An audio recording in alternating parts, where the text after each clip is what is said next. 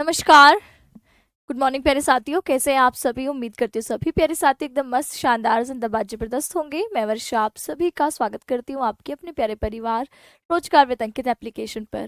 तो प्यारे साथियों, एलटी ग्रेड शिक्षक भर्ती में संस्कृत की क्लासेस आपकी चल रही हैं। साहित्य की सुबह 10 बजे और व्याकरण की चलती है 1 बजे। तो आज है मंडे और आज से हम शुरू करने जा रहे हैं साहित्य का एक नया ग्रंथ जिसका नाम है किरातार्जुनीयम। ठीक है, और संधि प्रकरण व्याकरण में भी हम आज 1 बजे नया टॉपिक संधि प्रकरण में जो हल संधि है यानी व्यंजन संधि है उसको शुरू करेंगे। तो सभी प्यारे साथियों का स्वागत है आज की क्लास में। फटाफट से सभी कमेंट सेक्शन में बताइए कौन कौन इस सेशन से जुड़ चुका है, फिर हम इस क्लास को शुरू करते हैं। तो देखिए, किरातार्जुनीयम जो है इसके रचयिता कौन है, तो भारवी है।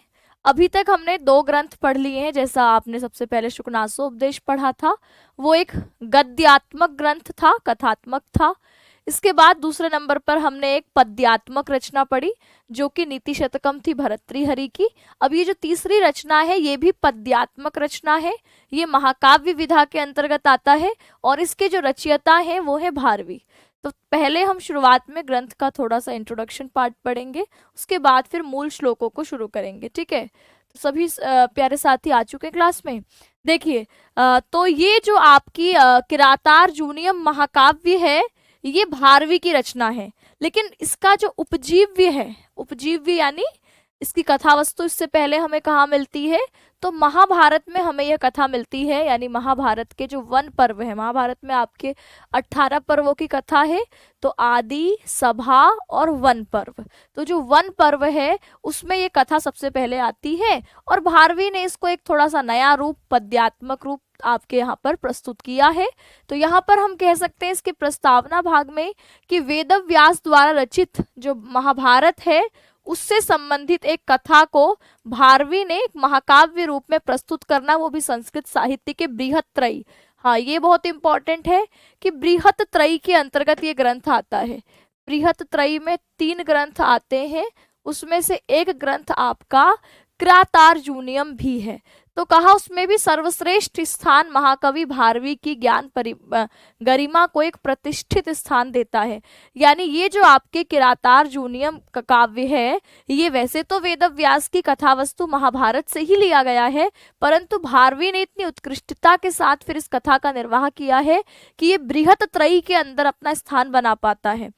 भारवी की एकमात्र रचना मिलती है वो किरातार्जुनीयम ही है। मात्र अपनी एक रचना के आधार पर पूरे संस्कृत साहित्य में अभी अपनी एक जगह बना देना, एक विशेष स्थान बना देना, ये भारवी की उत्कृष्ट रचना के परिणाम स्वरूप ही हो पाया है ना। तो इसीलिए हम कहेंगे कि भारवी द्वारा रचित जो किरातार्जुनीयम है ये महाभारत का जो वन पर्व है उसके अर्जुना अभिगम खंड और उसी पर्व के कैरात पर्व से ली गई है।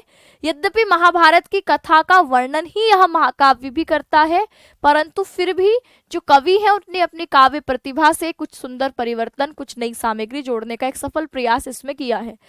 तो इसकी कथा वस्तु कुछ इस तरीके की है कि जो आपका किरातार्जुनीयम काव्य है इसमें किरात और अर्जुन ये 2 पात्र हैं।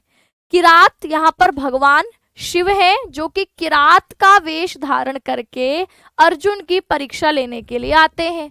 तो इनकी दोनों के नाम पर ही इनका इस ग्रंथ का नामकरण हुआ है। किरातार्जुनीयम की मुख्य कथा इस पर है कि ये आपके जो आपके पांडव हैं ये इस वक्त वनवास के दौरान है और वनवास के दौरान ही अब इनको जब ये अपना जो है वनवास की अवधि पूरा करके जाएंगे हस्तिनापुर, तो किस तरीके से वहाँ युद्ध की स्थिति भी हो सकती है कि भाई हो सकता है कि दुर्योधन वापस राज्य न लौट आए।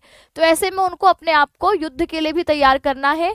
तो यहाँ पर जो अर्जुन है वह क्या करते हैं, तो अर्जुन पाशुपत अस्त्र नामक इसकी प्राप्ति के लिए इंद्रकील पर्वत पर शिव की तपस्या करते हैं और पाशुपत अस्त्र की प्राप्ति ही इस ग्रंथ का, इस किरातार्जुनीयम ग्रंथ का क्या है, एक हमारा लक्ष्य है या कहो इसका उद्देश्य यह है कि अर्जुन को पाशुपत अस्त्र की प्राप्ति हो।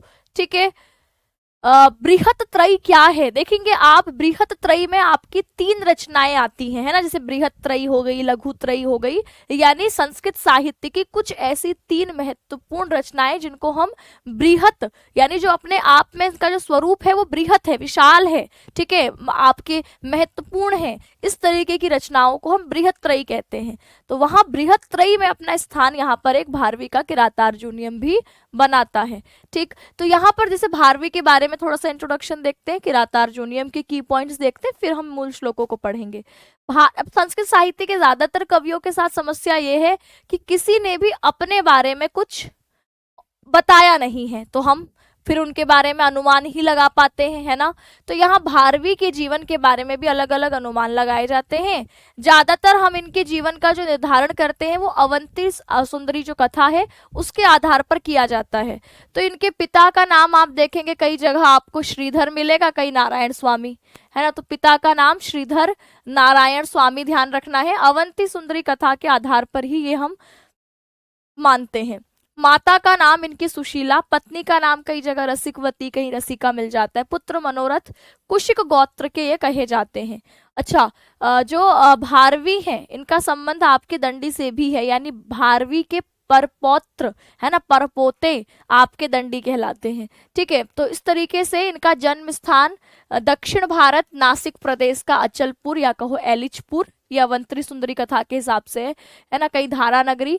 समय इनका जो अलग अलग अनुमान, जैसे कुछ शिलालेख हैं, कुछ इनकी रचनाएं हैं, कुछ आने वाले कवियों ने इनके बारे में कहा है, इसके आधार पर हम फिक्स करते हैं 6वीं शताब्दी का उत्तरार्ध और 7वीं शताब्दी का पूर्वार्ध, ये कुछ अनुमान इनके बारे में लगाया जाता है। तो इनकी वंश परंपरा हम देखें तो ये नारायण स्वामी या कहो श्रीधर, इस तरीके का नाम हमें 2 जगह इनके मिलते हैं। तो ये भारवी के पिता कहे जाते हैं, सुशीला इनकी माता का नाम हो गया।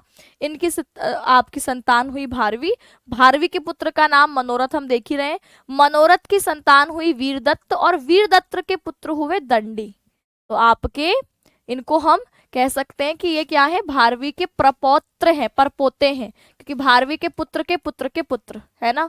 तो यहाँ पर ये दंडी के प्रपितामह, जिसको हम परदादा कहते हैं, कुछ इस तरीके से इनका संबंध है। तो आप ऐसे याद कर सकते हैं कि नारायण स्वामी और श्रीधर, है ना, या श्रीधर बोलो। तो इनकी संतान हुई भारवी, भारवी की मनोरथ, मनोरथ की वीरदत्त और वीरदत्त की संतान हुई फिर दंडी, है ना। और इसके अलावा देखें तो वीरदत्त और गौरी, मतलब दंडी के माता पिता का नाम है गौरी और वीरदत्त। तो ये इनकी वंश परंपरा चलती है। इसके अलावा हम देखें अगर यहाँ पर भारवी के बारे में, तो ये शैव संप्रदाय से संबंध रखते हैं, जैसे वैष्णव संप्रदाय है ऐसे शैव संप्रदाय है, तो ये शैव संप्रदाय से संबंध रखने वाले हैं। उपाधि इनको बहुत सारी दी जाती है, जैसे भारवी अर्थ गौरवम कह दिया जाता है ना। तो इसके ऐसे आठपत्र कह दिया जाता है। तो बहुत सारी उपाधियां इनको दी गई है, उसमें से आठपत्र इंपॉर्टेंट है। भारवी के समय के बारे में हमने कहा ही कि 6वीं शताब्दी का उत्तरार्ध कहो, 7वीं शताब्दी का पूर्वार्ध कहो, तो लगभग ये इसके आसपास का 5वीं 6वीं, है ना। ये जैसे 6वीं शताब्दी का उत्तरार्ध कहा जाता है, 6वीं शताब्दी आपकी शुरू होती है 501 से 600 तक। तो ये 6वीं शताब्दी के उत्तरार्ध के आसपास का समय इनका निश्चित किया जाता है। आपके भारवी जो है वो अर्थ गौरव के लिए प्रसिद्ध है, जैसे कालिदास उपमा के लिए प्रसिद्ध है ना। तो भारवी किसके लिए प्रसिद्ध है, अर्थ गौरव के लिए। आचार्य मल्लीनाथ ने किरातार्जुनीय पर घंटापथ नामक टीका लिखी, बहुत इंपॉर्टेंट है। आपकी किरातार्जुनीयम पर मल्लीनाथ, किसकी टीका सबसे प्रसिद्ध है, तो मल्लीनाथ की जो घंटापथ टीका है ये सबसे ज्यादा प्रसिद्ध है। ये राजनीति के प्रखंड विद्वान कहे जाते हैं। मल्लीनाथ ने भारवी की कविता को क्या उपमा दी है, नारिकेल फल सम्मितम वचः, सम्मितम वचः, है ना, सम्मितम है ये।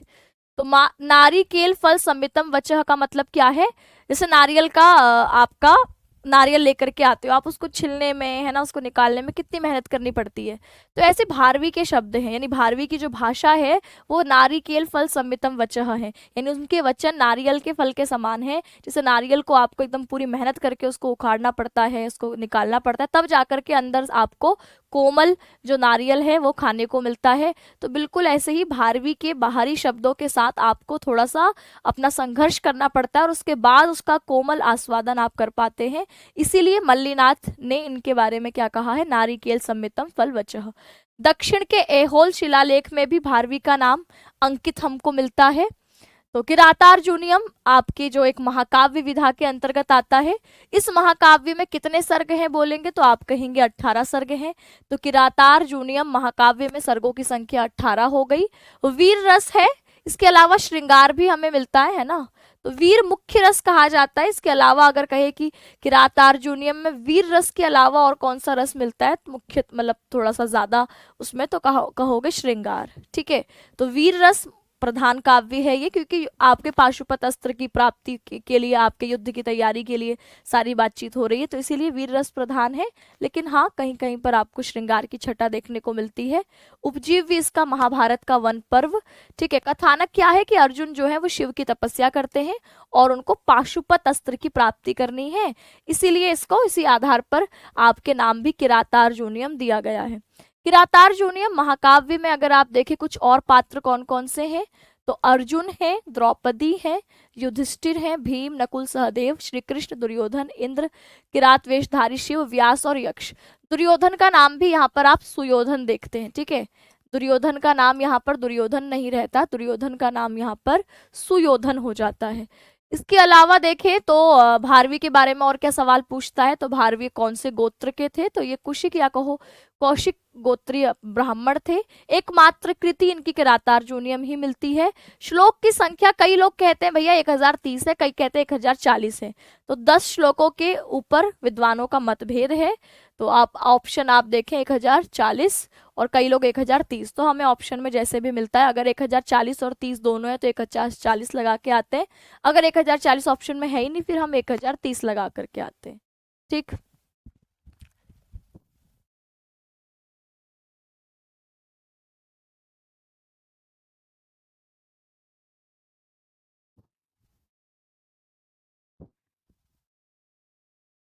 एक बार सभी बताएंगे मेरी वॉइस ऑडियो वीडियो क्लियर है? बाकी लोग बताइए। एक कमेंट एक कांशा ही कर रही है कि क्लास रुक रही है, बाकी तो किसी का नहीं आया, तो एक बार बताइए। ठीक चल रही है क्लास तो हमारे यहाँ तो ठीक चल रही है भाई। आकांक्षा आप अपने मोबाइल के नेटवर्क चेक करिए, आपके यहाँ क्या इशू है ना। आप थोड़ा सा रिफ्रेश करके देखिए या ऐप को अपडेट करिए, क्योंकि बाकी लोगों के कमेंट है नहीं, एकमात्र आपका कमेंट है और हम भी यहाँ से चेक कर रहे हैं, तो हमारे इसमें भी क्लास बिल्कुल ठीक दिख रही है। देखिए तो यहाँ पर भारवी संबंधित तथ्य देखिए, तो भारवी जो है वो कुशिक या कौशिक गोत्रीय ब्राह्मण है। ठीक है, कौशिक गोत्रीय ब्राह्मण है। एकमात्र कृति है यहाँ पर इनकी किरातार्जुनीयम। इसके अलावा सर्ग इसमें 18 है।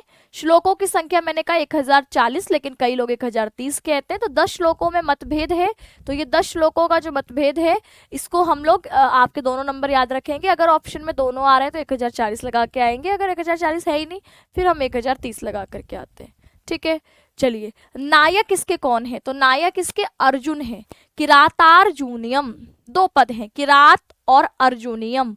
किरात और अर्जुन पद में छ प्रत्यय लगता है और ये पद छ को इ आदेश होके किरातार्जुनीय बनता है।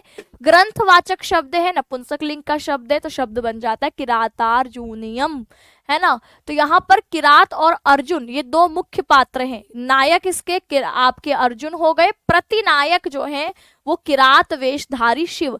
प्रतिनायक जिससे संघर्ष चले, नायक का जिसके साथ संघर्ष चलता है उसको हम प्रतिनायक कहते हैं। जैसे फिल्म है, फिल्म में विलन की भूमिका होती है ना, तो कुछ कुछ विलन जैसा कि लगातार हीरो जो है वो विलन से संघर्ष करता रहता है। तो इसमें भी इस किरातार्जुनीयम के भी नायक तो अर्जुन है, और जो प्रतिनायक हैं, जो उनके सामने जिनसे संघर्ष अर्जुन को लगातार करना पड़ेगा, वो है किरात वेशधारी शिव।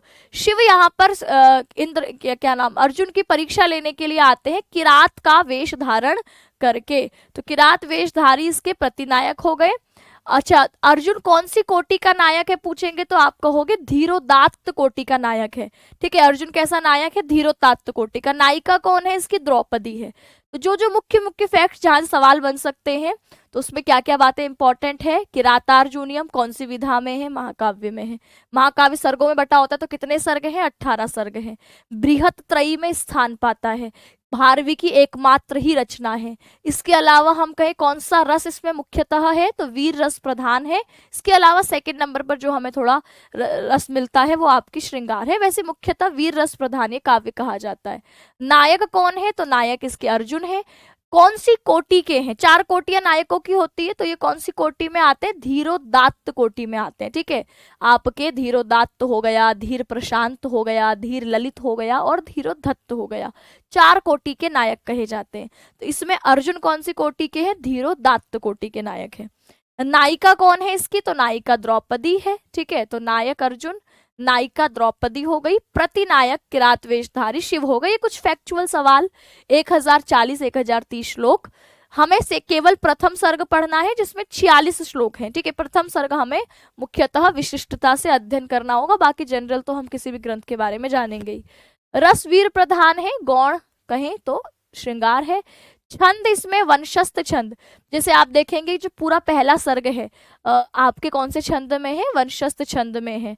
45वां श्लोक जो है इसका वो पुष्पिताग्रा छंद में, और फिर 46वां जो अंतिम श्लोक है वो मालिनी छंद में है। इसके अलावा शुरुआत के 44 श्लोक वंशस्थ छंद में ही है ये। ठीक है, इसके अलावा इस पूरे महाकाव्य में उपजाति, मालिनी, वसंत तिलका आदि छंद भी मिलते हैं। पांडित्य प्रधान अलंकार शैली में यह आपके ग्रंथ लिखा गया है।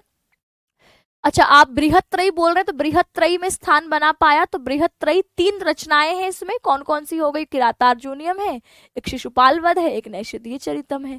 तो ये तीनों मिलकर बृहत्त्रयी बनाते, जैसे लघुत्रयी आप कहेंगे, है ना। तो लघुत्रयी में 3 जो रचनाएं होती हैं वो कालिदास की ही तीनों रचनाएं लघुत्रयी में आ जाती है, जैसे रघुवंश हो गया, कुमार संभव और मेघदूत।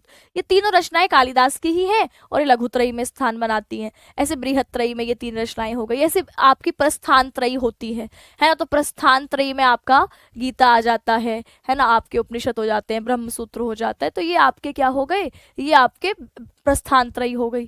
तो ऐसे ही आपके त्रयी मतलब 3 रचनाओं का समूह। तो बृहत्त्रयी में एक रचना किसकी है? किरातार्जुनीयम की, 18 सर्गों वाली। इसके अलावा जिसमें 20 सर्ग हैं, शिशुपाल वध हो गया, 22 सर्गों वाला नैषधीय चरितम। ये तीनों मिलकर बृहत्त्रयी बनाते हैं, जिसमें से हमारे सिलेबस में कौन सी है? किरातार्जुनीयम है। किरातार्जुनीयम का आरंभ श्री शब्द से तथा अंत में लक्ष्मी शब्द से होता है। जैसे इसका आप मंगलाचरण देखेंगे तो श्रीयः आपके इसमें जो है पद का इस्तेमाल किया गया है। तो श्री पद से शुरू होने वाला यह महाकाव्य है और अंतिम पद इसका लक्ष्मी है। तो इसीलिए इस महाकाव्य को कई बार लक्ष्मी पदांकित महाकाव्य या लक्ष्मी पदांक महाकाव्य भी कहते हैं, क्योंकि लक्ष्मी पद से इसका क्या हो रहा है? अंत हो रहा है। प्रथम सर्ग में कुल प्रथम सर्ग हमें पढ़ना है, 46 श्लोक है। 46 श्लोकों के शुरुआती 44 श्लोक वंशस्थ छंद के हो गए, फिर पुष्पिताग्रा 45वां और अंत में मालिनी छंद। ठीक है, इसके अलावा अगर हम भारवी की बात करें तो ये एकाक्षरी श्लोक के लिए प्रसिद्ध है। एकमात्र जो आपका न है, इससे इन्होंने ये श्लोक की रचना करी है कि ना no no no no no no no ना ना ना नी नो, है ना। इस तरीके से ये श्लोक एकाक्षरी श्लोक कहा जाता है और इस एकमात्र न शब्द से पूरे श्लोक की रचना करने वाले ही यह भारवी हैं, है ना। टीकाएं हमने देखी कि सबसे प्रसिद्ध टीका इनकी घंटापद हो गई, जो मल्लीनाथ की है। ये सबसे प्रसिद्ध, सबसे प्रमाणिक टीका कही जाती है। घंटापद का शाब्दिक अर्थ क्या होता है? तो राजमार्ग होता है। इसके अलावा किरात की कुछ और टीकाएं जो लोकप्रिय है, एक तो शब्दार्थ दीपिका हो गई चित्रभानु की, जो कि केवल पहले 3 सर्गों की ही हमें दिखाई देती है ना। पहले 3 श्रयों को, जो आपके किरातार्जुनीयम के पहले 3 सर्ग हैं, इनको पाषाण त्रय भी कहा जाता है। सवाल आता है कई बार और प्रीवियस ईयर में आया भी हुआ है। किरातार्जुनीयम की शुरुआती 3 सर्गों को हम क्या कहते हैं? पाषाण त्रय कहते हैं। ठीक है, क्या कहते हैं? पाषाण त्रय। पाषाण मतलब होता है पत्थर, कठोर, है ना। जो तो शुरुआती 3 सर्ग हैं उसकी भाषा आपकी कैसी है? कठोर है, तो इसीलिए इसको पाषाण त्रय कह दिया। भारवी के आश्रयदाता दुर्विनीत ने संस्कृत टीका लिखी किरातार्जुनीयम के 15वें सर्ग पर। तो दुर्विनीत द्वारा लिखी टीका कौन से सर्ग पर है? केवल 15वें सर्ग पर है। शब्दावतार नाम से बृहत कथा का संस्कृत रूपांतरण किसने किया? दुर्विनीत ने किया। किरातार्जुनीयम का 15वां सर्ग किस लिए प्रसिद्ध है? चित्रकाव्य के लिए प्रसिद्ध है। तो कुछ ये उसकी टीकाओं से संबंधित फैक्ट्स। अर्थ गौरव क्या है? तो अर्थ गौरव का मतलब होता है बहुत कम शब्दों में बहुत ज्यादा कह देना। जैसे गागर में सागर भरना हम कहते हैं कि कहा बहुत कम, लेकिन उस कहे हुए में भी इतना गहरा अर्थ था, तो इसीलिए भारवी प्रसिद्ध है। तो नारिकेल फल सम्मितम वचम भी हम इनको कहते हैं। नारिकेल फल सम्मितम, सम्मितम वचः, यानी मल्लीदान का ये कथन किसके लिए है? कई बार पूछता है, तो आप कहोगे भारवी के लिए है कि बिल्कुल नारियल के फल के समान इनके क्या है? वचन है कि जो बाहर से कठोर और अंदर से मुलायम। किरातार्जुनीयम का कथानक आपको पता चल ही गया कि अर्जुन द्वारा किरात वेशधारी भगवान शंकर से पाशुपत अस्त्र की प्राप्ति करना है। अर्जुन क्या करते हैं, पाशुपत अस्त्र की प्राप्ति के लिए हिमालय के इंद्रकील पर्वत पर, तो कई बार ये पर्वत पूछ लेता है कि आपके अर्जुन कहाँ पर जाकर तपस्या करते हैं, तो इंद्रकील पर्वत पर तपस्या करते हैं। ठीक है। किरातार्जुनीयम में किरात मतलब क्या है, किरात वेशधारी शिव। और किरातार्जुनीयम का मंगलाचरण कैसा है, वस्तु निर्देशात्मक। अभी हम देखेंगे इसका जो मंगलाचरण है। टीका क्या होती है, टीका को फिर से बता दीजिए। देखिए टीका क्या होता है, टीका होता है आपका जहां पर एक तो आपके मूल, भारवी ने तो ऐसा नहीं कि पूरी व्याख्या लिखी होगी, शब्दों का अर्थ लिखा होगा, ऐसे नहीं। भारवी ने तो अपने श्लोकों की रचना करी है। ठीक है। अब उस भारवी के श्लोकों से क्या अर्थ निकल रहा है, कहाँ पर कौन सा शब्द कैसे इस्तेमाल किया गया, यानी एक तरीके की व्याख्या, कमेंट्री। जैसे आप क्रिकेट मैच देखने जाते हैं तो क्रिकेट मैच में क्रिकेट तो आपको भी दिखाई दे रहा है, लेकिन बीच में से पीछे से आपको एक आवाज लगातार सुनाई रहती है कि भैया ये आपके जो है बॉल इतनी रफ्तार से आगे बढ़ी और ये आपके छक्का हवा में, और इस तरीके से वो लगातार कमेंट्री चलती रहती है। मतलब देख आप भी रहे मैच, वो भी वही देख रहा है, लेकिन वो आपको पीछे से एक व्याख्या सी करते हुए चलता है कि अब ये हुआ, अब ये हुआ, अब गेंद इस स्पीड से गई, अब गेंद यहाँ चली गई, ये बंदा आउट हो गया, अंपायर का क्या रिएक्शन, ये सब आपको पूरी व्याख्या बताई जाती है। इसी को हम संस्कृत में क्या कहते हैं, टीका। इंग्लिश शब्द इसके लिए कमेंट्री है।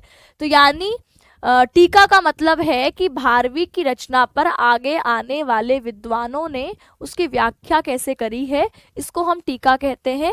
तो यहाँ पर जो भारवी की किरातार्जुनीयम है, इस पर टीकाएं तो और भी हुई, लेकिन जो सबसे प्रसिद्ध और सबसे प्रमाणिक टीका कही जाती है वह कौन सी है आपकी, वो आपकी मल्लिनाथ की टीका है, जिसका नाम है घंटापथ, है ना। जैसे अलग अलग टीकाएं होती है, उसका नाम भी रखा जाता है। तो यहाँ पर आपसे पूछे किरातार्जुनीयम की सबसे प्रसिद्ध सबसे प्रमाणिक टीका कौन सी है, तो आप कहते हैं घंटापथ।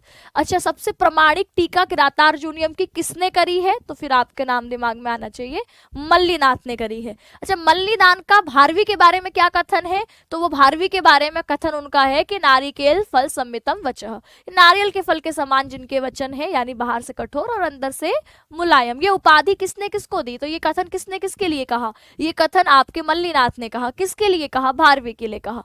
इसके अलावा कुछ और टीकाएं इनकी मिली, जैसे कहा कि इसके जो 15वें सर्ग पर टीका लिखी वो दुर्विनीत ने लिखी, केवल एक 15वें सर्ग पर। शुरुआती आपकी जो कुछ अन्य टीकाओं में कहा, जैसे शब्दार्थ दीपिका, ये भी इसकी टीका है जो कि चित्रभानु द्वारा रचित है, लेकिन यह केवल शुरुआती 3 सर्गों पर ही मिलती है। तो शुरुआती 3 सर्गों पर केवल शब्दार्थ दीपिका नामक टीका मिलती है, इसके आगे इन्होंने फिर टीका करी नहीं, तो ये केवल शुरुआती 3 सर्गों पर है। तो सबसे प्रमाणिक टीका घंटापथ। शुरुआती 3 सर्गों पर कौन सी टीका मिलती है, शब्दार्थ दीपिका मिलती है।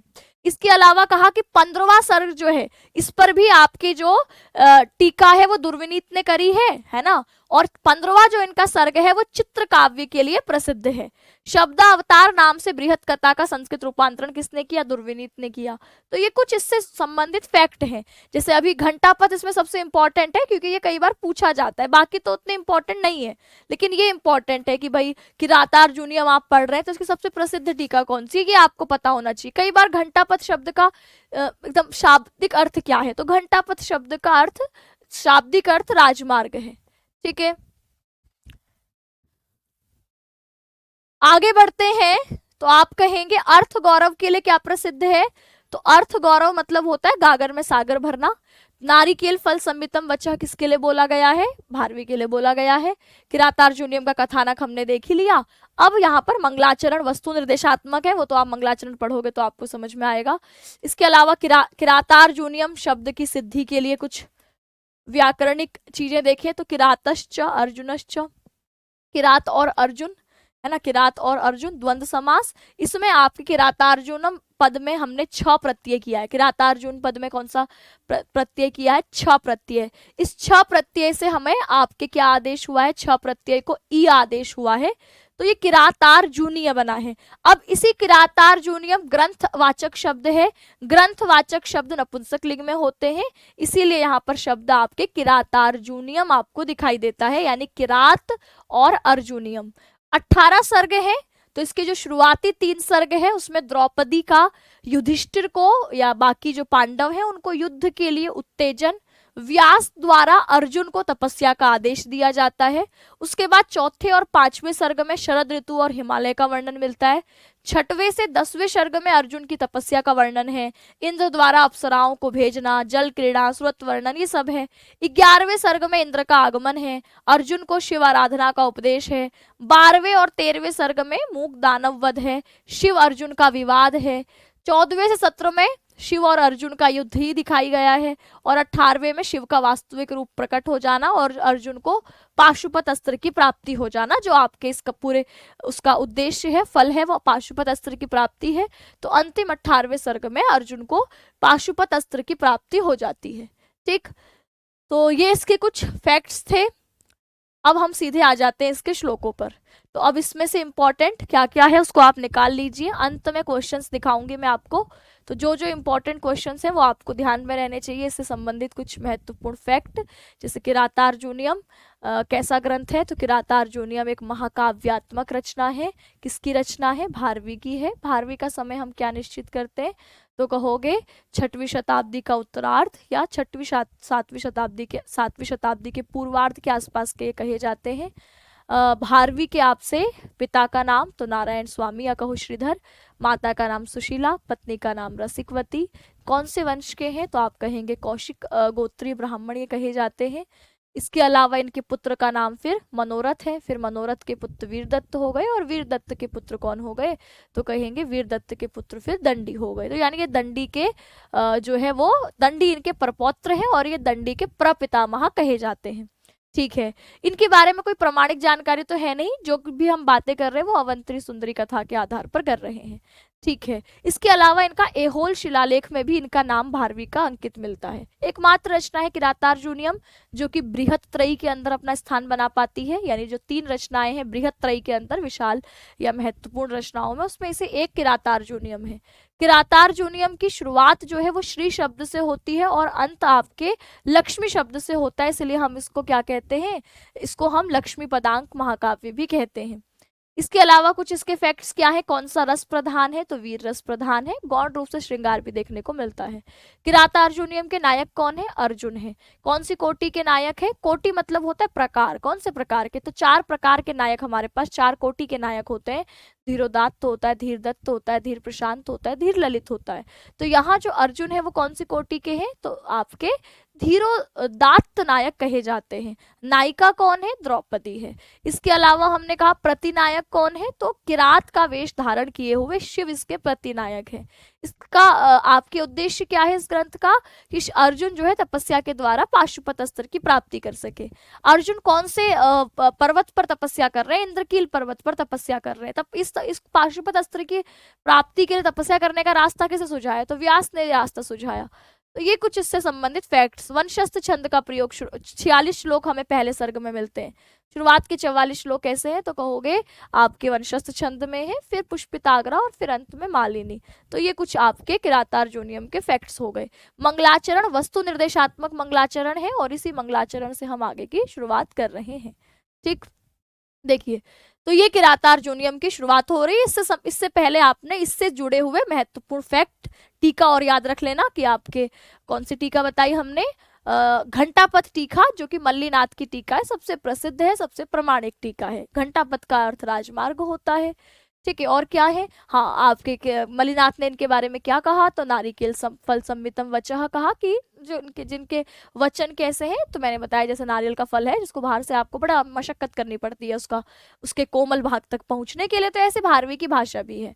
और भारवी अर्थ गौरव के लिए प्रसिद्ध है। अर्थ में जो गुरुता रखते हैं, अर्थ में जो आपकी गहराई रखते हैं, ऐसे हैं भारवी। यानी बहुत कम शब्दों में बहुत गहरा बोल जाएंगे, ऐसे हैं भारवी। एकाक्षरी श्लोक के लिए प्रसिद्ध है, यानी 9 अक्षर से पूरे श्लोक की रचना कर देते हैं, तो एकाक्षरी श्लोक के लिए प्रसिद्ध है। और एकमात्र रचना इनकी यही मिलती है किरातार्जुनीयम। किरात और अर्जुन है ना, इन दोनों पद से आपके किरातार्जुनीयम पद बना है। किरातार्जुनीयम में 6 प्रत्यय, 6 को ई आदेश होता है। नपुंसक लिंग के अर्थ में इसमें म जोड़ करके किरातार्जुनीयम ये बन जाता है। ठीक, चलिए अब यहाँ पर हम आ जाते हैं इसके पहले श्लोक पर, जो कि है श्रियः कुरुणाम अधिपस्य पालनीम प्रजासु वृत्तिम यम अयुक्तम वेदितुम सवर्णलिंगी विदितः समाययौ युधिष्ठिरम द्वैत वने वनेचरः। क्या है, तो यहाँ पर आप कहेंगे कि जो वनेचर है, देखो इससे पहले की बातें मैंने फास्ट बताई भी हैं, तो वो उस पे काम का कितना है ये देखो ना आप, अब उसमें कुछ समझाने वाला है आपका। अब आप कह रहे हो कि बहुत फास्ट पढ़ा रही है, ये बताओ कि इससे पहले समझाने वाला है क्या। फैक्ट्स है सीधे सीधे कि किरातार्जुन में कितने सर्ग हैं, नायक कौन है, रस कौन सा, ये याद ही करना पड़ेगा आपको। इसमें ये नहीं है कि मैं कुछ इसकी व्याख्या करूंगी, कुछ और अलग बता दूंगी इसमें। तो फैक्ट्स फैक्ट की तरह ही बताए जाएंगे ना, श्लोक है समझाने वाले, ये समझाए जाएंगे। तो फैक्ट्स के तो आपको नोट्स बना लेने हैं कि भैया इसमें कौन सा सर्ग है, कौन से टीका है, कौन सी टीका में क्या बात भारवी के लिए कही गई है, भारवी का वंश क्या है। अब इसमें बताओ क्या समझाऊं, इसको मैं धीरे कितना खींचूं। ये है आपका मुख्य भाग। तो हमारा किरातार्जुनीयम का पहला श्लोक, पहले श्लोक को हम मंगलाचरण भी कहते हैं। किसी भी ग्रंथ की शुरुआत में मंगलाचरण किस लिए होता है, तो मंगलाचरण होता है ताकि ग्रंथ की निर्विघ्न रूप में समाप्ति की जाए। जैसे अभी हमने इससे पहले नीति शतकम या नासोपदेश देखा, तो वो दोनों ही कैसे थे, नमस्कारात्मक मंगलाचरण वाले थे। तो ये आपका नमस्कारात्मक नहीं है, ये कैसा है, वस्तु निर्देशात्मक। इसके पहले श्लोक में ही आपको सीधे आगे आने वाली जो कथा वस्तु है उसका निर्देश मिल रहा है। और यहाँ पर जो मंगल सूचक शब्द है वो श्री शब्द है ना, श्रीयः शब्द क्या है, मंगल सूचक शब्द है। ठीक, तो आप कहोगे कि यह श्रीयः शब्द कैसा है, तो ये है आपका मंगल सूचक शब्द है, यहाँ पर मंगल सूचक शब्द है। और इसी से इस शब्द के कारण ही इसको हम कैसा कहते हैं, वस्तु निर्देशात्मक मंगलाचरण कहते हैं। वस्तु निर्देशात्मक मंगलाचरण इसको कहा जाता है। देखिए वनेचरः, वनेचरः पद में प्रथमा विभक्ति है। वनेचर कौन है, तो अब यहाँ पर कहानी ऐसे शुरू हो रही है कि जो ये कहानी शुरू इस तरीके से हो रही है कि युधिष्ठिर अभी अपने अज्ञात आप कहें वनवास के दौरान जहां रह रहे हैं वो है द्वैत वन। ठीक है, कौन सा वन है, द्वैत वन है। ठीक है, तो आपसे कई बार पूछता है कि जो आपके पांडव हैं या युधिष्ठिर हैं वो आपके अपने वनवास के दौरान कहाँ रहते हैं, तो देखो ये लिखा है ना द्वैत वने, तो कहाँ रहते हैं, द्वैत वन में रहते हैं। तो द्वैत वन में वो रह रहे हैं, लेकिन अब उनको ये भी जानना है कि भैया वहां दुर्योधन का राज में क्या चल रहा है, क्योंकि जब वो आपके 12-13 साल बाद वापस जाएंगे, 12 साल का वनवास, 1 साल का अज्ञातवास के बाद वापस जाएंगे, तो वो तो बिल्कुल 12-13 साल तक बिल्कुल एक तरीके से वहां से अगर कट गए, उन्हें पता ही नहीं कि भैया हस्तिनापुर में हो क्या रहा है ना, वहां जो आपके दुर्योधन है वो किस तरीके से अपना राजकाज चला रहा है, प्रजा कैसी है, तो उनको वो कैसे अपने आप को युद्ध के लिए या आगे की क्या योजना बनाई जा सकती है इसके लिए कैसे तैयार करेंगे। इसीलिए वहां एक अपना गुप्तचर भेजते हैं। ठीक है, किसको भेजते हैं, तो अपना जो ये वनेचर है वो उनका गुप्तचर है, जो एक ब्रह्मचारी के वेश में गया था, मतलब यहाँ पर तो वो आ चुका है वापस, तो उसको भेजा गया था कि वो यह पता लगा करके आएगा कि भैया दुर्योधन अपना राजकाज कैसे चला रहा है, प्रजा के प्रति उसका क्या व्यवहार है, प्रजा का उसके प्रति क्या रुख है, इन सबको आपके जानने के लिए भेजा गया था। अब यहाँ से कथा शुरू हो रही है कि ये जो वनेचर है वह समाययौ, वनेचरः समाययौ, यानी वनेचर क्या है, समाययौ यानी लौट आया है। ठीक है, सम और आंग उपसर्ग है और लिट लकार का रूप है ययौ, तो यहाँ पर जो वनेचर है वो लौट आया है। और वनेचर कैसा है, कहा सह वर्णलिंगी, वर्णलिंगी का अर्थ होता है जो ब्रह्मचारी वेशभूषा वाला वनेचर है वह द्वैत वने समाययौ, वह द्वैत वन में आ गया है, यानी वापस लौटकर आया है।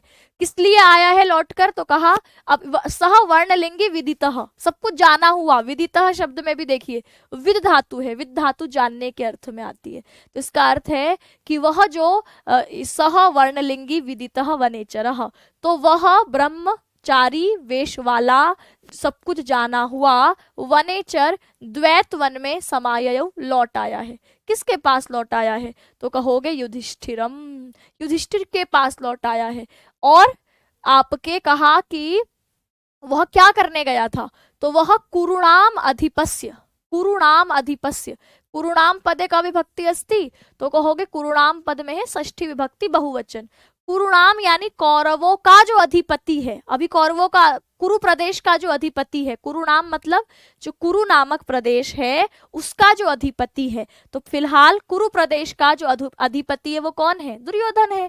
तो कुरु प्रदेश के अधिपति की जो श्रियः पालनीम, श्रियः मतलब होता है राजलक्ष्मी, इसकी पालनीम यानी इसका वो कैसे पालन करता है, तो यहाँ पर श्रियः पद है राजलक्ष्मी के लिए, कि अपनी जो योजनाएं हैं, है ना, राजलक्ष्मी है, उसका जो कुरुनाम का अधिपति यानी जो आपका दुर्योधन है, इसका नाम सुयोधन आएगा आगे, तो दुर्योधन है, उसकी प्रजा के प्रति प्रजासु वृत्ति, प्रजाओं में उसकी क्या वृत्ति है, क्या आचरण है, क्या व्यवहार है, प्रजा उसके प्रति कैसा सोचती है ना, ये यम यानी जिसको अयुक्तम युक्त किया गया है वेद तुम जानने के लिए, वह वर्णलिंगी, वह ब्रह्म वेशधारी वनेचर द्वैत वन में समाययो लौट आया है युधिष्ठिरम, युधिष्ठिर के पास।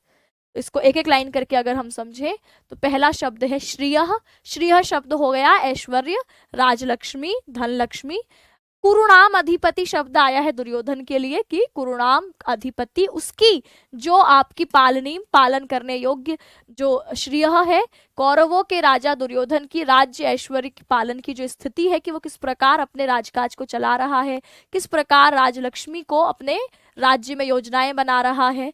और दूसरा कहा प्रजासु वृत्तिम, कि प्रजा की उसके प्रति क्या वृत्ति है, क्या व्यवहार है, चाल चलन है प्रजा में, इसको वेदितुम, इसको जानने के लिए जो यम अयुक्तम, यम पद द्वितीय विभक्ति, हमने सर्वनाम रूप पढ़े थे ना यूट्यूब पर, तो यह यम जिसको अयुक्तम नियुक्त किया गया था, जिसको युधिष्ठिर ने यह जानने के लिए नियुक्त किया था, सह वर्णलिंगी, वह वेश ब्रह्मचारी वेशधारी, विदितः जान चुका है, सब जानकर, समाययौ आ पहुंचा है, लौट आया है, वह ब्रह्मचारी सब हाल समाचार जानकर लौट आया है, युधिष्ठिरम, युधिष्ठिर के पास लौट आया है, युधिष्ठिर के प्रति लौट आया है।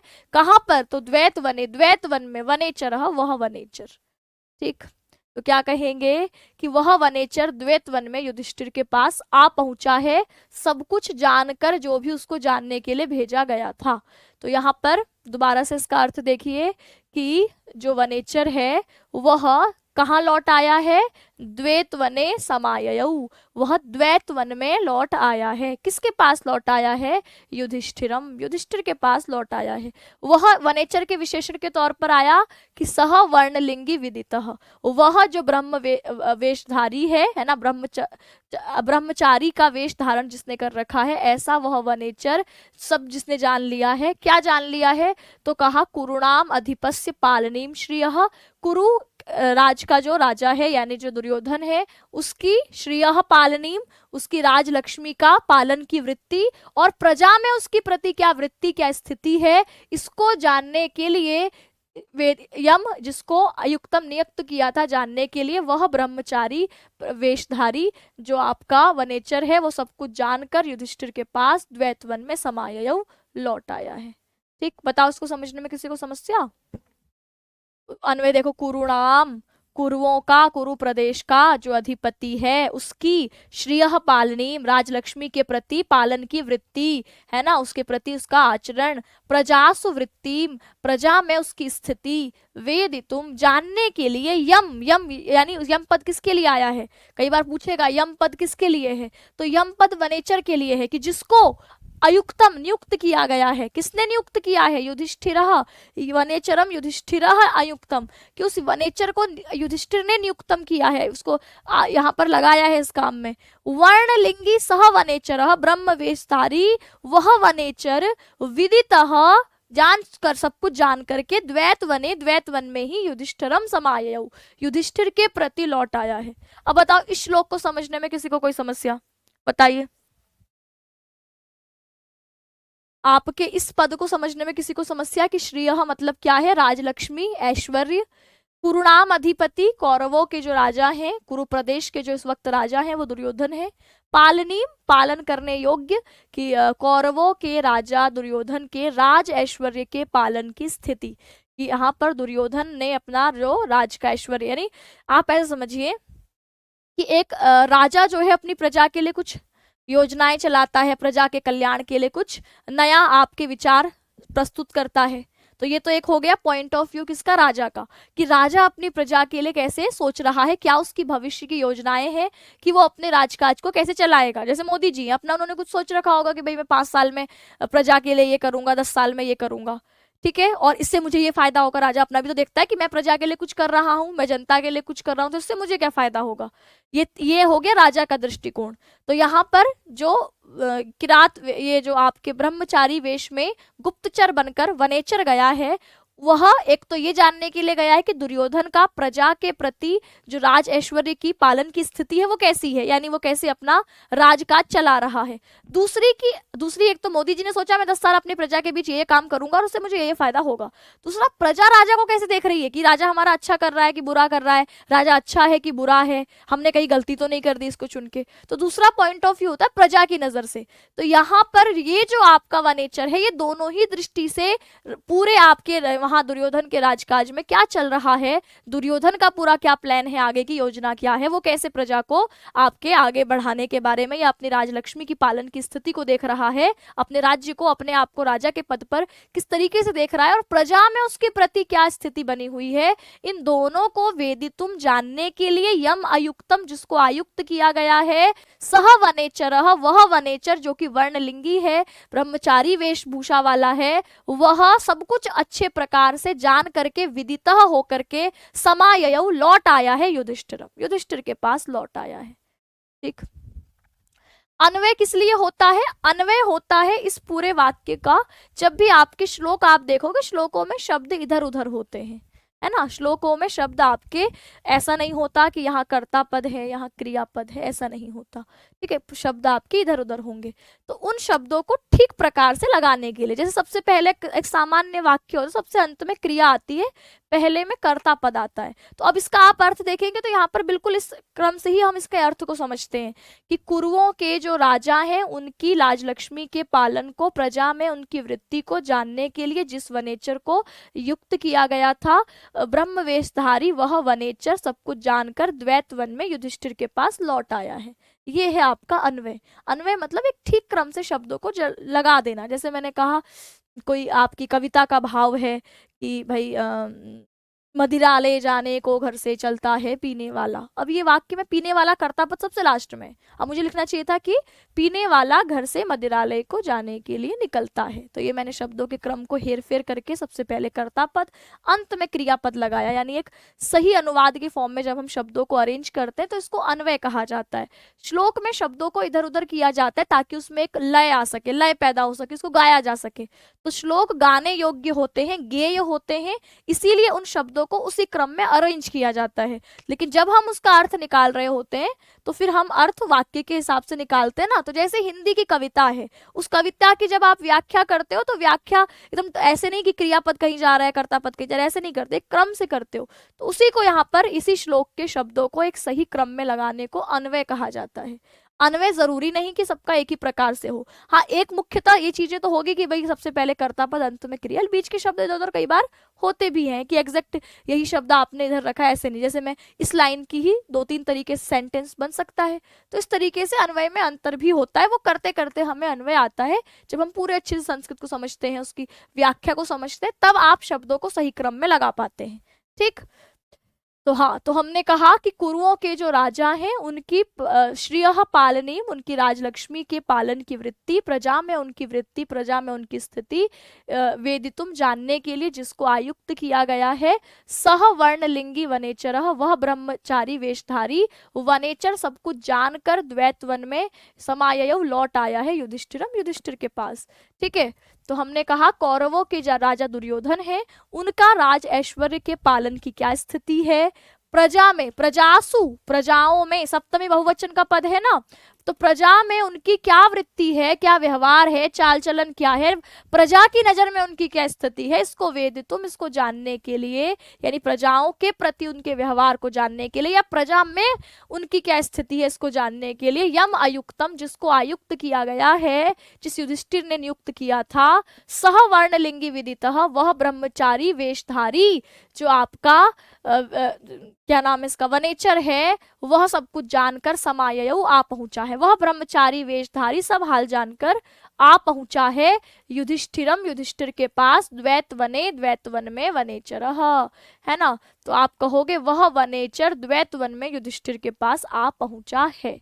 इस पूरे का एक साथ अनुवाद किया है कि कुरु देश के जो राजा दुर्योधन है वो उनकी राजलक्ष्मी का पालन करने वाले, प्रजा विषयक व्यवहार को जानने के लिए युधिष्ठिर ने जिसे नियुक्त किया था वह ब्रह्मचारी वेशधारी वनेचर समस्त वृतांत जानकर द्वैत वन में युधिष्ठिर के पास आ पहुंचा है। तो आपको कहानी तो पता ही है कि दुर्योधन से द्यूत में, द्यूत मतलब जुए, तो यहाँ दुर्योधन से जुए में ये पराजित हुए थे, इसी के परिणाम स्वरूप इनको यहाँ पर वनवास मिला है।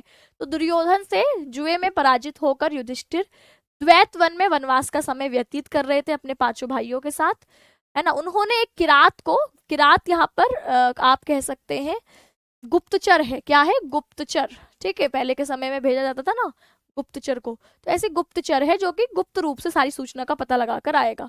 यह पता लगाने का कार्य सौंपा है कि प्रजा के साथ दुर्योधन का व्यवहार कैसा है और उसके प्रति प्रजा की क्या धारणा है, ये दोनों ही बातें वो जानना चाहते हैं। किरात ब्रह्मचारी के वेश में गुप्त रूप में संपूर्ण वृतांत वहां से जानता है और अब वो सब कुछ जानकर वापस आया है और युधिष्ठिर को वो सारी बातें बताने के लिए, निवेदन करने के लिए उनके पास आता है। ठीक, इस श्लोक के चतुर्थ अलंकार और छंद का तो आपके सवाल आएगा ही नहीं, तो अलंकार छंद पर चर्चा करते नहीं है। कुरुणाम पदे षष्ठी विभक्ति बहुवचन अस्ति, ऋणाम पद किसी में जुड़ा होता है तो वो षष्ठी बहुवचन का होता है। वेदितुम शब्द में विद धातु जो कि जानने के अर्थ में आती है, इससे तुमुन प्रत्यय लग गया है, वेदितुम शब्द बनाए, जानने के लिए भेजा था। अयुक्तम शब्द में देखें तो युज धातु है, इसका लंग लकार प्रथम पुरुष एक वचन में अयुक्त रूप बना है।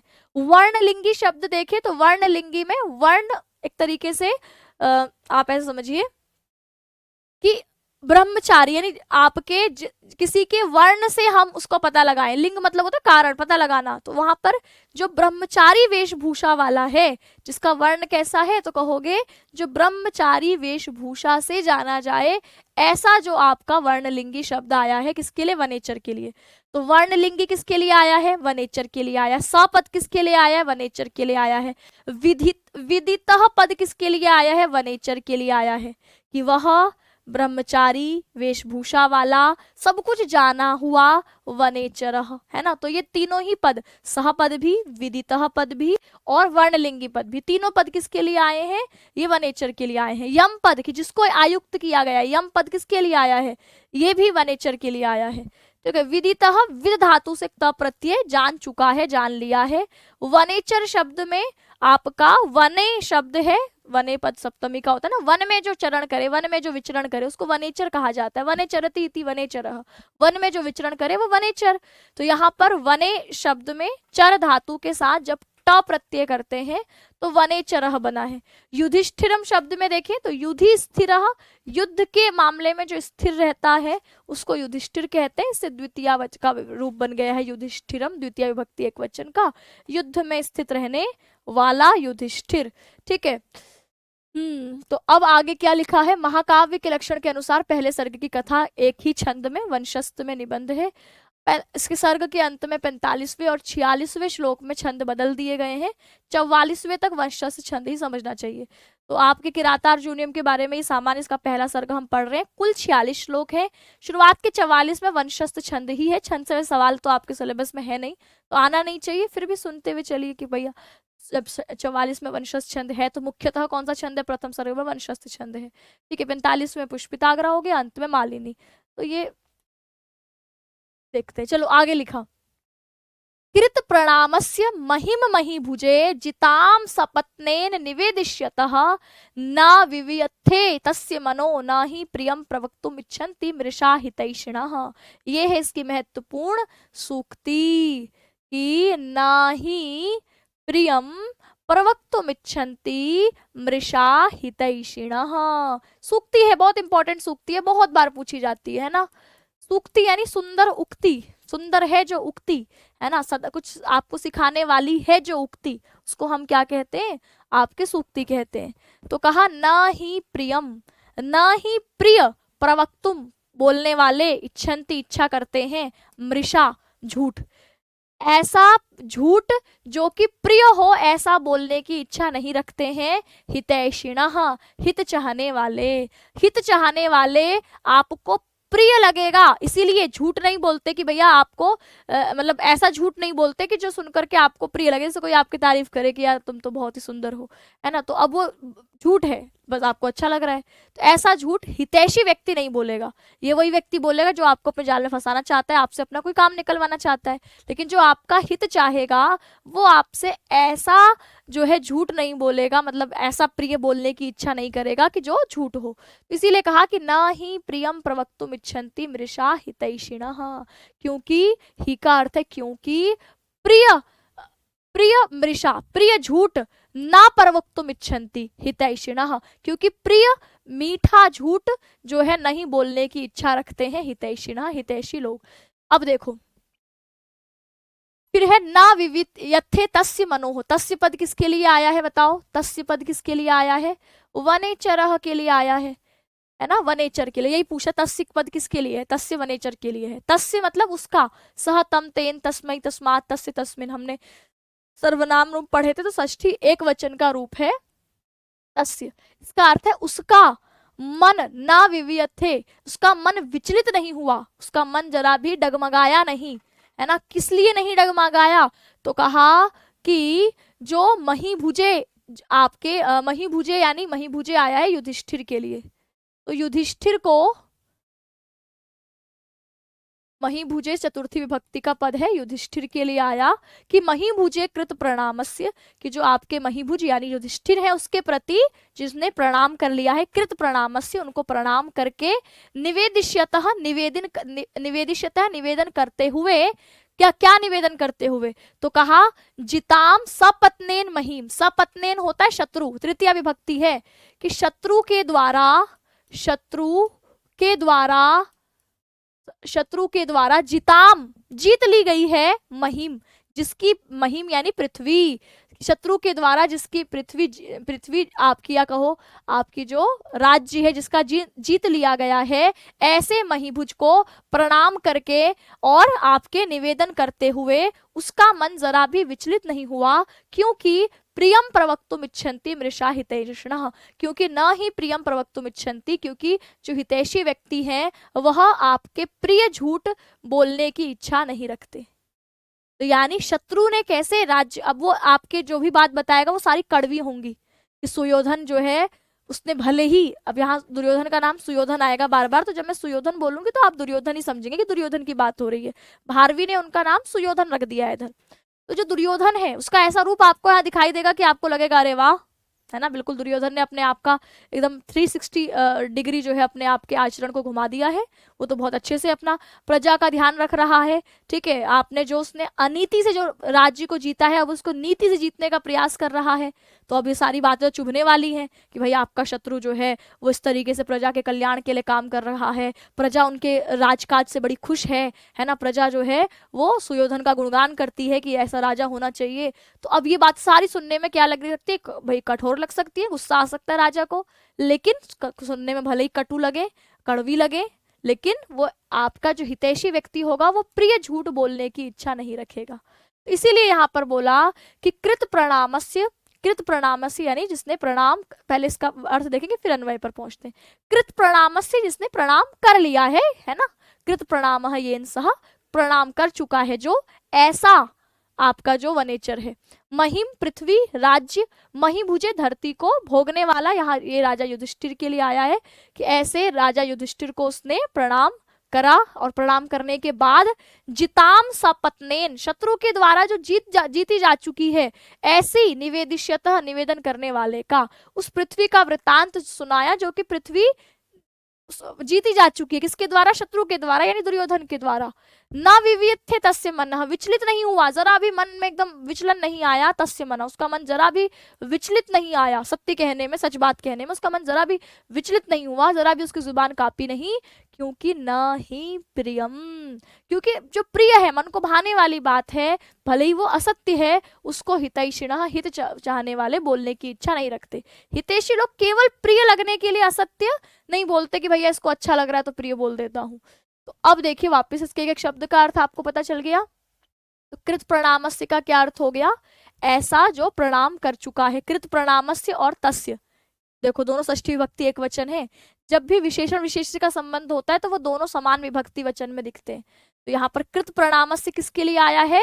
तस्य यानी वनेचर के लिए। तो यानी कृत प्रणामस्य भी वनेचर है, तस्य भी वनेचर है कि प्रणाम कर चुका है जो, ऐसा उसका मन विचलित नहीं हुआ, शत्रु के द्वारा जीती हुई मुहिम का निवेदन करते हुए युधिष्ठिर के सामने उसका मन बिल्कुल भी विचलित नहीं हुआ, क्योंकि जो हितैषी व्यक्ति है उसका वह झूठा बोलने की इच्छा नहीं, झूठा प्रिय बोलने की इच्छा नहीं रखते। तो कृत प्रणामस्य, प्रणाम करने के बाद, सपत्नेन जिताम, शत्रु के द्वारा जीती हुई पृथ्वी को महीभुजे, युधिष्ठिर के सामने, निवेदिष्यतः, निवेदन करते हुए, तस्य मनः, उसका मन, उस वनेचर का मन, न विव्यथे, नहीं विचलित हुआ, ही हितैषिणः, क्योंकि हितैषी व्यक्तियों को मृषा प्रियम, झूठा सत्य या कहो झूठा प्रिय, प्रवक्तुम न इच्छन्ति, झूठा प्रिय बोलने की वो इच्छा रखते ही नहीं। ठीक है, भी व्यथित नहीं हुआ, क्योंकि हितैषी लोग असत्य प्रिय बात नहीं कहना चाहते। वनेचर शिष्टाचार स्वरूप पहले तो युधिष्ठिर को प्रणाम करता है, उसके बाद राज्य के विषय में ज्ञात वृतांत, जो भी उसने अभी राज्य के बारे में जाना है उसका निवेदन करेगा, उसको अवगत कराएगा। यह राज्य ऐसा है कैसा, जो कि शत्रु द्वारा जीत लिया गया है, दुर्योधन जिसका राजा बनकर बैठा है। सर्वप्रथम दुर्योधन ने द्युत क्रीड़ा में, जुए में कपट से, छल कपट से राज्य प्राप्त किया। अब लेकिन वह अपने व्यवहार से, नीति से प्रजा का सम्मान प्राप्त करने का प्रयास कर रहा है और काफी हद तक सफल भी हो रहा है इसमें। यही बात आगे बताने वाला है, वो अभी आगे के श्लोकों में आएगा। इस प्रकार राज्य पर अब उसका वास्तविक अधिकार स्थापित हो रहा है, यानी प्रजा दुर्योधन के राज्य से खुश है, क्योंकि यहाँ पर दुर्योधन हर प्रकार से वह कार्य अपनी प्रजा के लिए कर रहा है जिससे कि वह प्रजा के दिल में अपनी जगह बना सके, क्योंकि डर उसको भी है कि 13 वर्षों बाद जब आपके पांडव आएंगे तो फिर वो अपना राज्य मांगेंगे, ऐसे में अगर प्रजा ही विरोध कर दे तो इसलिए वह अब नीति से जीतने की कोशिश कर रहा है। यद्यपि यह वृतांत सत्य है, पर युधिष्ठिर के लिए कड़वा भी हो सकता है, भाई युधिष्ठिर को सुनकर गुस्सा भी आ सकता है। तो क्या वनेचर प्रिय लगने के लिए असत्य बोले?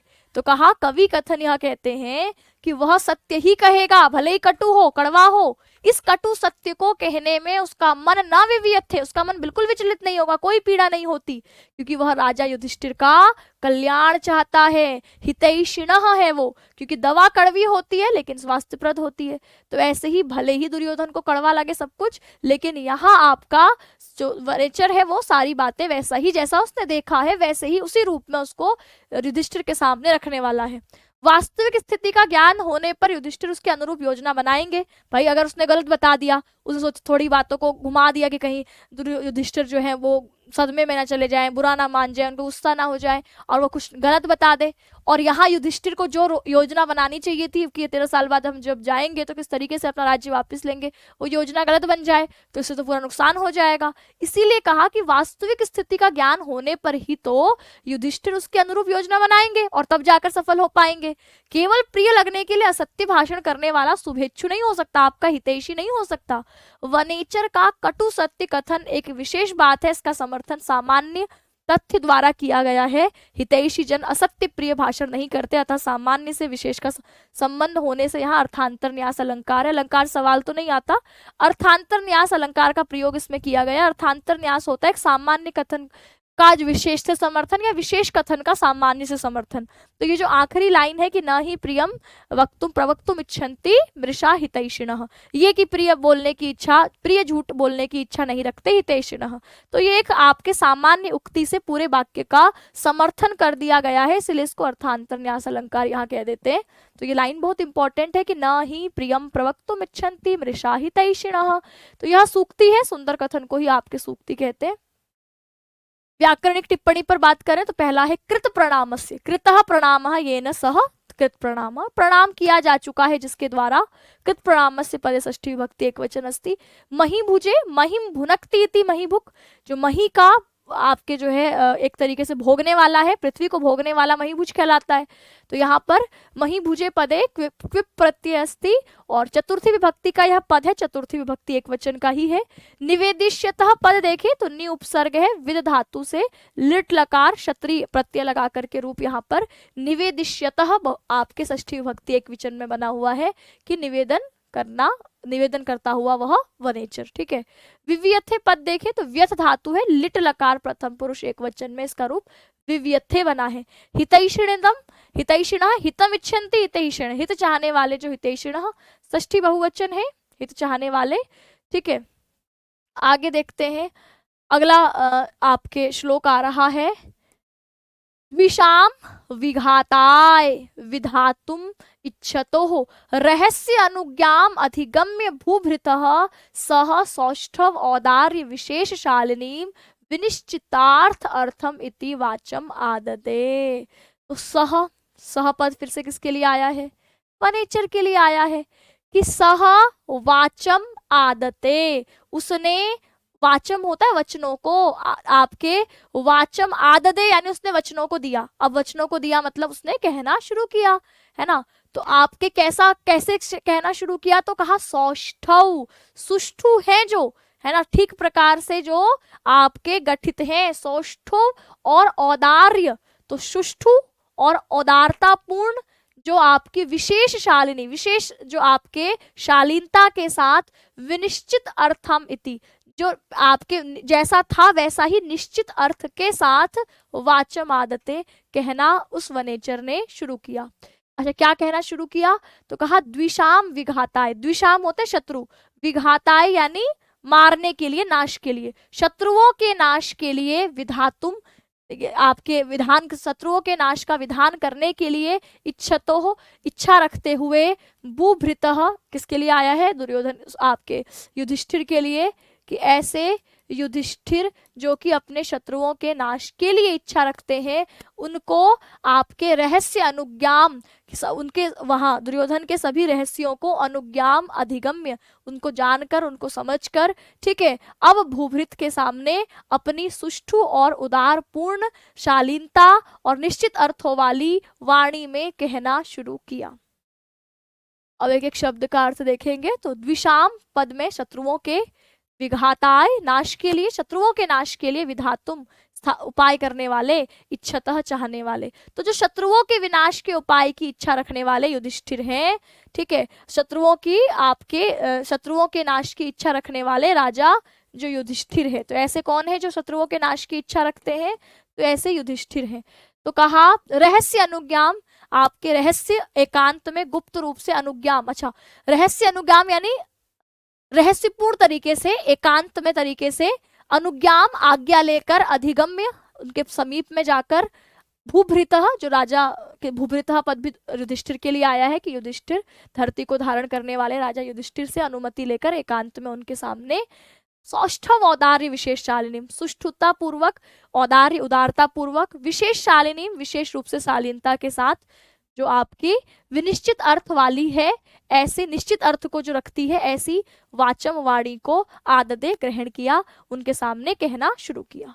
ठीक है, तो अब यहाँ पर आगे वह कहना शुरू करेंगे एकांत में युधिष्ठिर के पास जाकर, राजा को, जो कि शत्रुओं के नाश की इच्छा रखने वाले हैं, उनके उपाय को करने की इच्छा रखने वाले राजा को एकांत में आज्ञा लेकर उनके पास जाकर अपनी सुष्ठुपूर्ण, ठीक है, अपनी उदारतापूर्ण, विशेष आपकी जो है शालीनता के साथ, विनिश्चित अर्थ वाली वाणी में, प्रामाणिक अर्थ वाली वाणी में कहना शुरू किया। तो वनेचर ने शत्रुओं के विनाश हेतु जो उद्यम करने की इच्छा वाले राजा युधिष्ठिर हैं, उनकी अनुमति लेकर एकांत में शब्द सौष्ठव और अर्थ की गंभीरता के साथ सुशोभित ऐसे वचन अपनाए, यानी कहने शुरू किए। अब इसको ध्यान से देखिए, कौन कौन सी बातें इसमें इंपॉर्टेंट हैं। सबसे पहले तो द्विषाम पद किसके लिए आया है? भूभृतः, षष्ठी विभक्ति एक वचन के पद है ये। भूभृतः षष्ठी विभक्ति एक वचन हो गया। द्विषाम आपके शत्रुओं की बात है कि शत्रुओं की जो विघाताय नष्ट करने की इच्छा रखने वाले हैं ऐसे राजा। तो ये सब राजा के विशेषण हैं कि ऐसा राजा जो अपने शत्रुओं के नाश के लिए उपाय करने की इच्छा वाला है, ऐसे राजा की रहस्य रहस्य यानी एकांत, अकेला, ठीक है, गुप्त तरीके से अनुज्ञाम अधिगम्य, अनुज्ञा को प्राप्त करके उसने सौष्ठव और औदार, सौष्ठव यानी होता है, आप ऐसे समझिए, सौष्ठव मतलब सटीक शब्द, ऐसे घुमा फिरा के टेढ़ा मेढ़ा बोलने वाला नहीं कि घुमा के बोल रहा है, सीधे सीधे सुष्ठु पूर्व जो सटीक शब्द होते हैं उन शब्दों के साथ, औदार यानी उदारता के साथ, शालिनीम यानी शालीनता के साथ, विनिश्चित अर्थम यानी जो निश्चित अर्थ वाली है, घुमा फिरा के वाले नहीं, निश्चित अर्थ वाली जो वचन है उनको कहना शुरू किया। तो सह द्विषाम विघाताय विधातुम इच्छतः भूभृतः, आपके सहपद, तो सह मतलब किसके, सह किसके लिए है, वनेचर के लिए, कि वनेचर ने बोलना शुरू किया। वनेचरः वाचम आदते, वनेचर ने वचनों को दिया, वचनों को दिया मतलब होता है कि उसने वह बताना शुरू किया। क्या, तो कहा द्विषाम विघाताय विधातुम इच्छतः भूभृतः, ये द्विषाम भी, विघाताय भी, विधातुम भी, इच्छतः भी, भूभृतः भी, इस सब दुर्योधन आपके युधिष्ठिर के लिए आया है कि शत्रुओं के नाश की इच्छा रखने वाले वह राजा युधिष्ठिर को वाचम आदते, वचनों को कहना शुरू किया।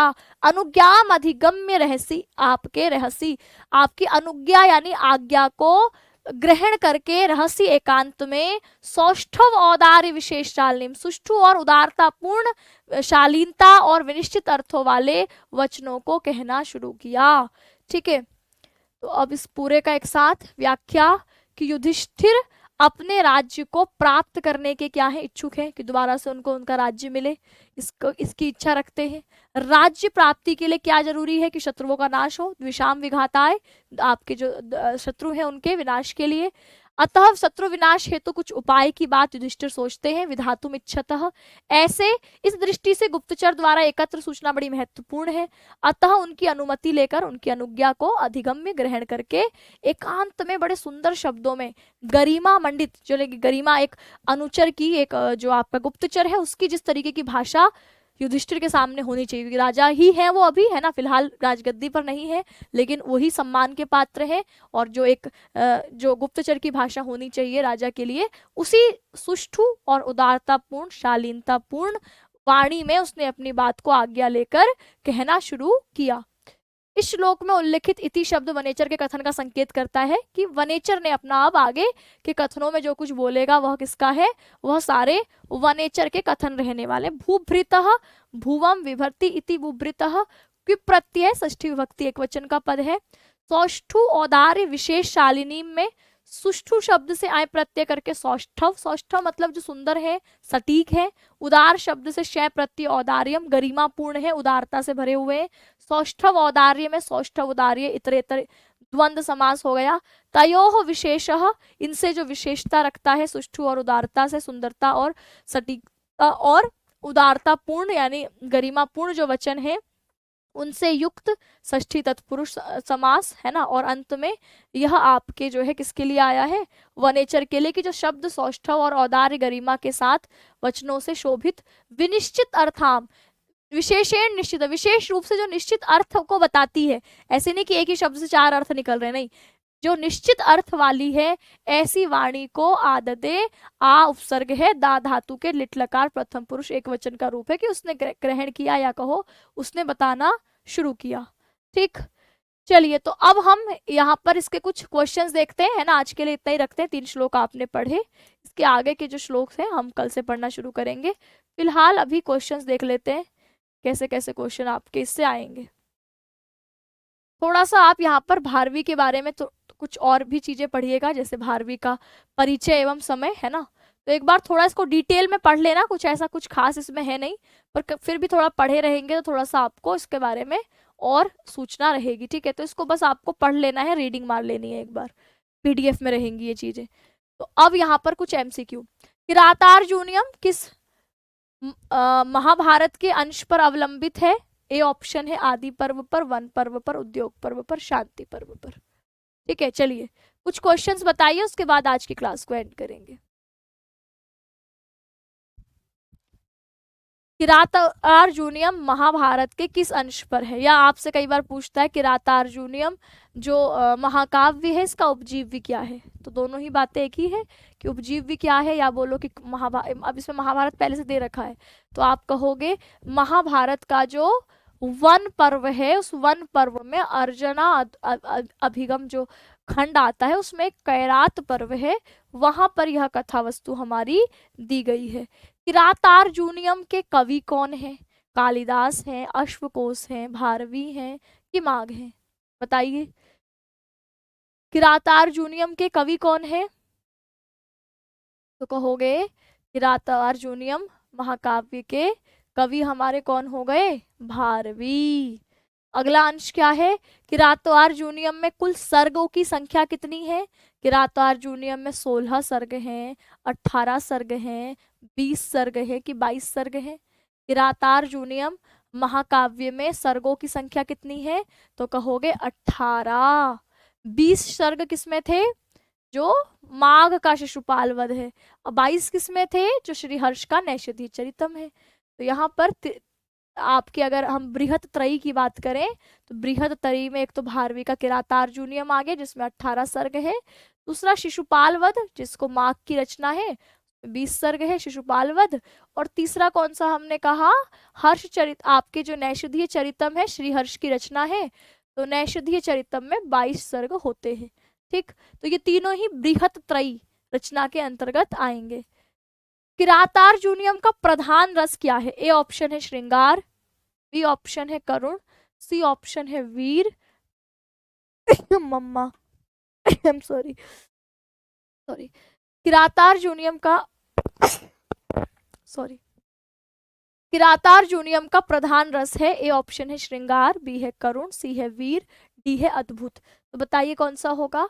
तो कहोगे किरातार्जुनीयम का प्रमुख रस हो गया हमारा वीर रस। गौण श्रृंगार भी देखने को मिलता ही है।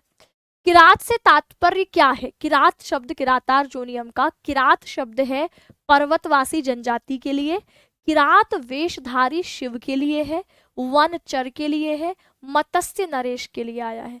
तो किरात शब्द जो किरातार्जुनीयम का किरात शब्द है वो किसके लिए आया है? तो क्या होगा सही जवाब? किरात शब्द आया है किरात वेशधारी शिव के लिए। नायक या नायिका की बात करें तो क्रम से नायक आपके युधिष्ठिर द्रौपदी है, कि अर्जुन द्रौपदी है, कि भीम आपके जो है सत्यभामा है, या डी अर्जुन और उर्वशी है। नायक और नायिका की बात करें, किरातार्जुनीयम के नायक और नायिका कौन है? तो कहोगे नायक हो गए अर्जुन, नायिका हो गई द्रौपदी। लीड रोल में आपके पुरुष और स्त्री में इनका स्थान है। प्रतिनायक के रूप में निरूपित है दुर्योधन, इंद्र, व्यास या किरात वेशधारी शिव।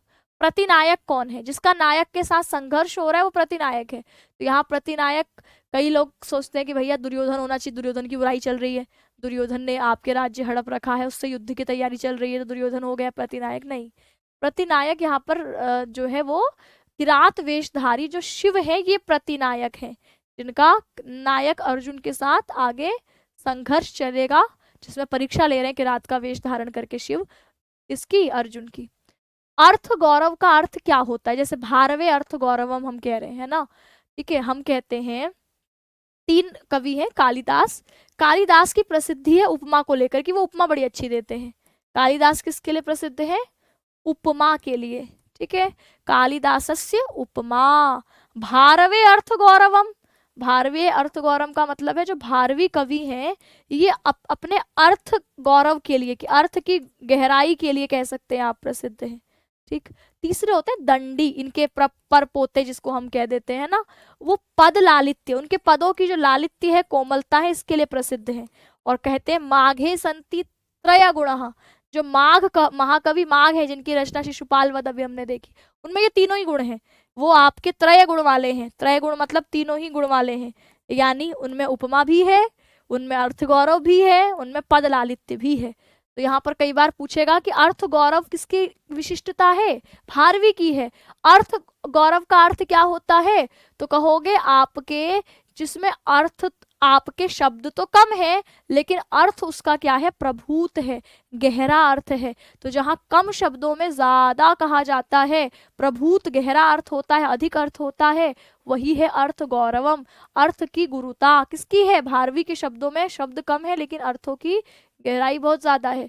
किरातार्जुनीयम का मंगल या आशीर्वादात्मक जो प्रकार है वो नैमित्तिक है, आशीर्वचनात्मक है, वस्तु निर्देशात्मक है, कि आशीर्वचनात्मक और वस्तु निर्देशात्मक दोनों है।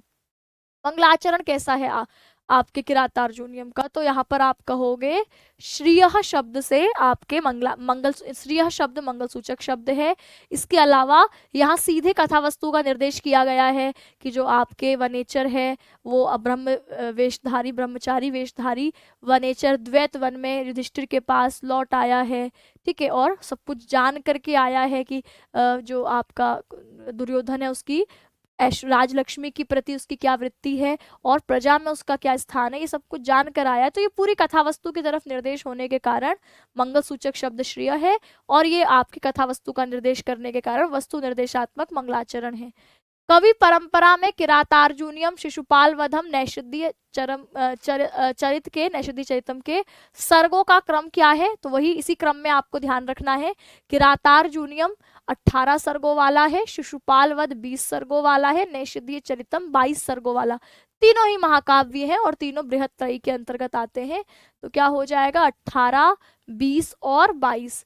किरातार्जुनीयम का आरंभ श्री शब्द से और अंत लक्ष्मी से होता है, तो यह महाकाव्य कहलाता है शुभांकित, लक्ष्मी पदांकित, मंगलिप्त या शुभ लक्षणम। इसको हम क्या कहते हैं, किरातार्जुनीयम महाकाव्य का आरंभ श्री शब्द से होता है, तो इसको हम क्या कह देते हैं, श्री शब्द से शुरू होता है और लक्ष्मी शब्द से खत्म होता है, लक्ष्मी पदांक महाकाव्य भी कहते हैं। प्रसिद्ध एकाक्षर श्लोक किस काव्य में है, कई बार ये सवाल आता है एकाक्षरी श्लोक किसका है, या आपके प्रसिद्ध एकाक्षरी श्लोक कौन सी रचना में मिलता है, तो प्रसिद्ध एकाक्षरी श्लोक आप कहेंगे किरातार्जुनीयम में मिलता है, भारवी का ही है, 15वें सर्ग में हमें ये श्लोक एकाक्षरी श्लोक दिखाई देता है।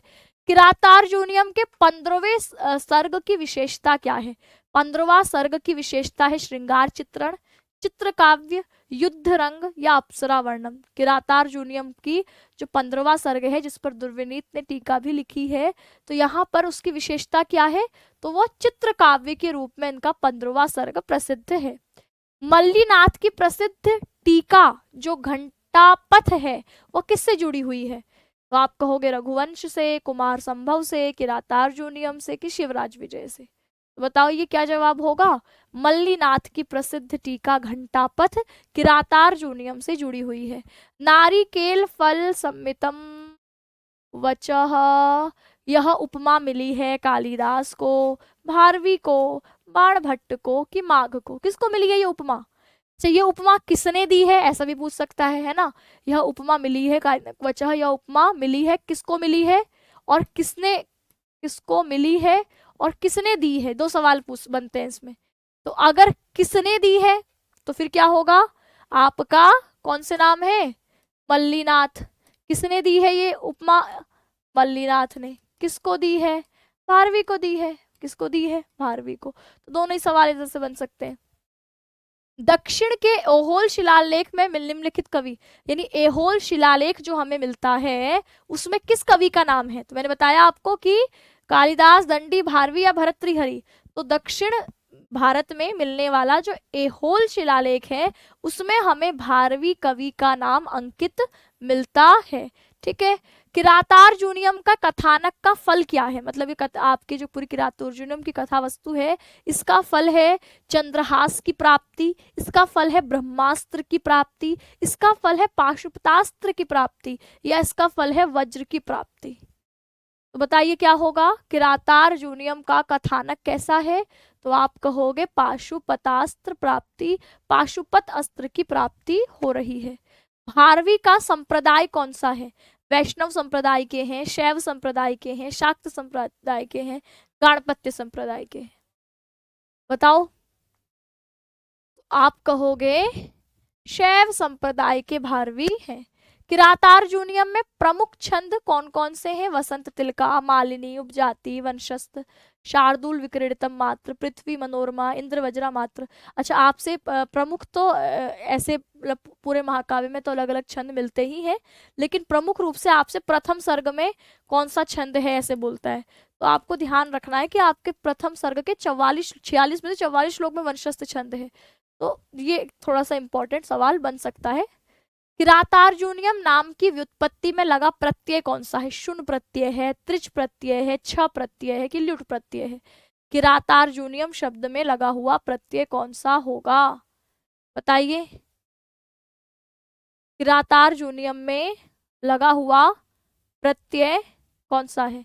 तो आप कहेंगे किरातार्जुनियम में आपका जो प्रत्यय है वो छ प्रत्यय का प्रयोग किया गया है। ठीक। सामान्यतः भारवी का काल रखा जाता है। भारवी का सामान्य एक हम समय सीमा निर्धारित करते हैं, तो वो कौन सी समय सीमा है? भारवी के समय के बारे में भी अलग अलग किंवदंतियां हैं।